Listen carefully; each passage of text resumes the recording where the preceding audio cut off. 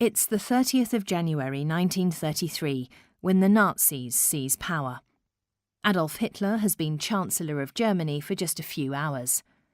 It's an icy cold night in Berlin, and SA and SS units hastily organise a pompous procession, gathering with a mass of torches at the vast Großer Stern roundabout near Tiergarten Park. The marching of the Nazi brown shirts echoes eerily through the streets. Around 8 p.m, the first marchers reach Pariser Platz Square. German Jewish artist Max Liebermann can view the scene directly from his apartment at Pariser Platz 7. With characteristic bluntness, Liebermann doesn't mince his words. I cannot eat as much as I want to vomit. For over 40 years, he and his family have been living in his parents' home at Pariser Platz. The house is the work of August Stüler, a well-known student of Berlin's renowned architect Karl Friedrich Schinkel.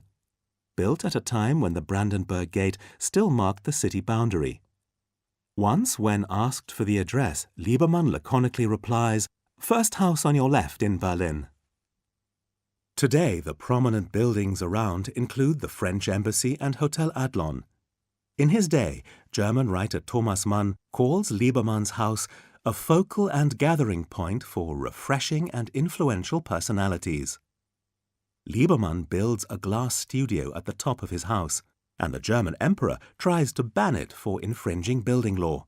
But Liebermann fights for his rights. For many years, Liebermann dominates the German art world. In 1920, he's even elected president of the Prussian Academy of Arts, the institution he rebelled against in his youth.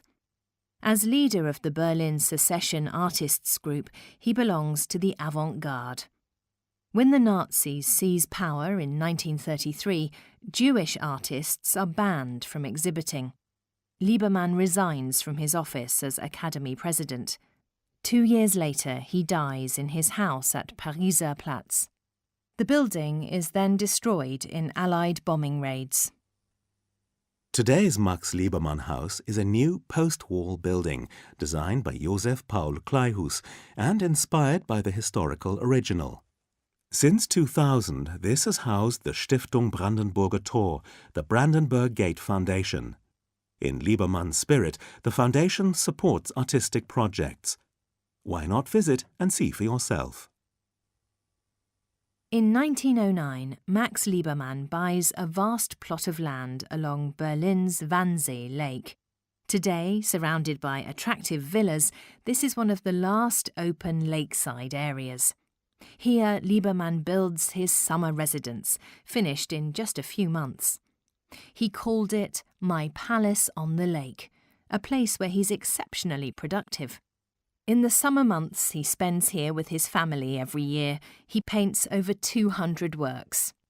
Rather like Monet, he draws his inspiration, above all, from his garden.